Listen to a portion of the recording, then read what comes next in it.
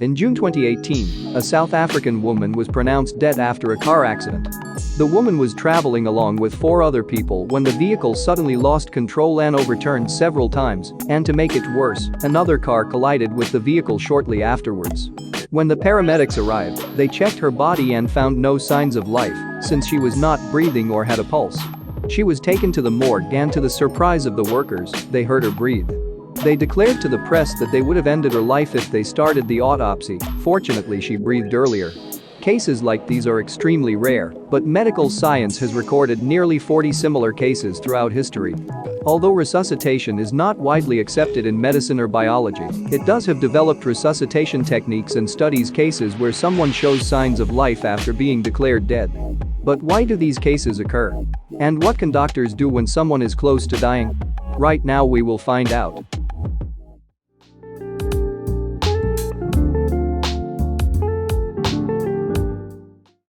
In order to answer the question, you have to know that there is more than one type of death.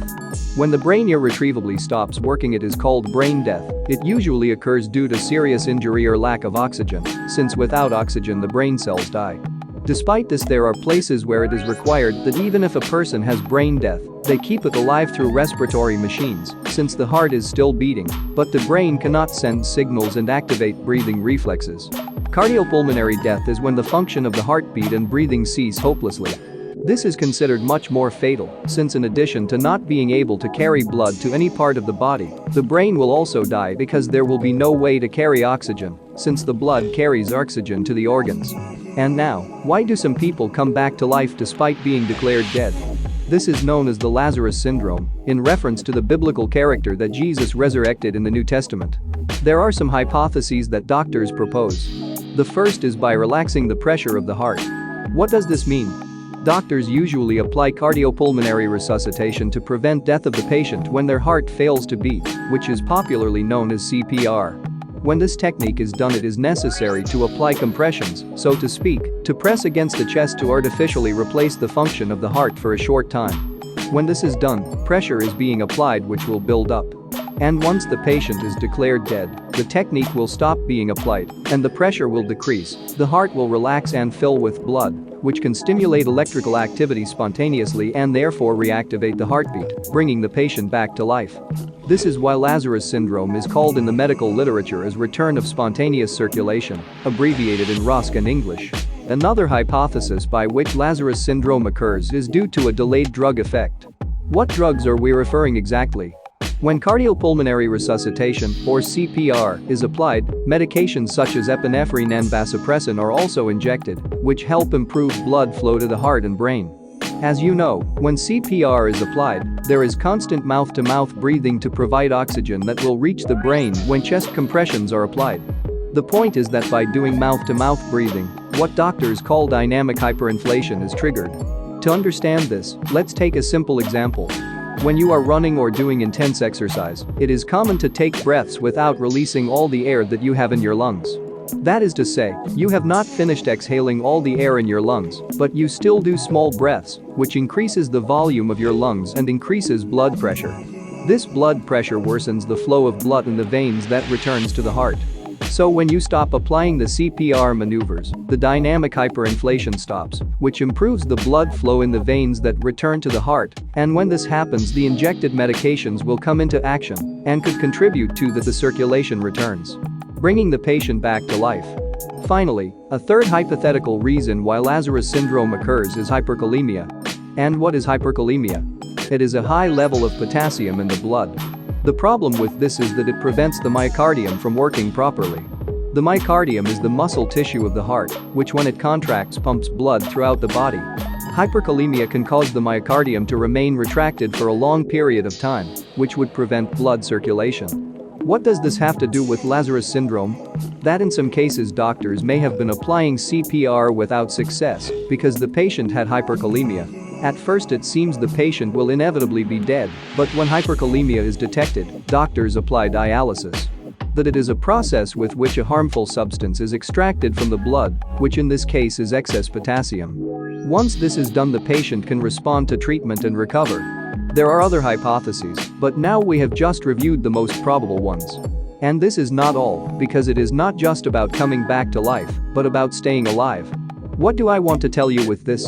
Many of the Lazarus syndrome cases do not have a happy ending, despite having experienced something surprising. The truth is that almost 50% of cases of this syndrome die soon after coming back to life, as they were unable to recover from brain damage. In the rest of the cases, only 35% managed to recover and were discharged without having neurological sequelae that would prevent them from having a normal life. Some research tries to verify if the duration of the CPR applied to these strange cases has any relation with the probability that they will be able to stay alive once they return from death. The duration of CPR ranged from 6 to 75 minutes, and so far the duration has not been found to determine whether the person will live longer or not. In addition to this, it is curious to know that in most cases, Lazarus syndrome occurred within 10 minutes after the application of CPR was stopped. But a lady has the record time to recover from medical death.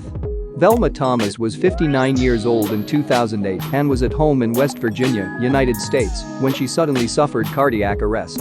Despite the attempts, she was declared dead for 17 hours. She revived 10 minutes after her son visited her to confirm his death.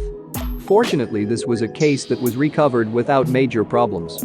It is for this syndrome that medical literature always recommends observing vital signs for 5 to 10 minutes after resuscitation has ceased before the patient's death is declared.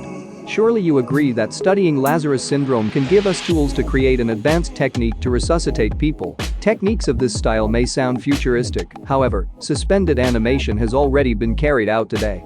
This technique consists of draining or emptying all the blood from a person's body and replacing it with a very cold salty solution so that body temperature drops to 10 degrees Celsius in 15 minutes.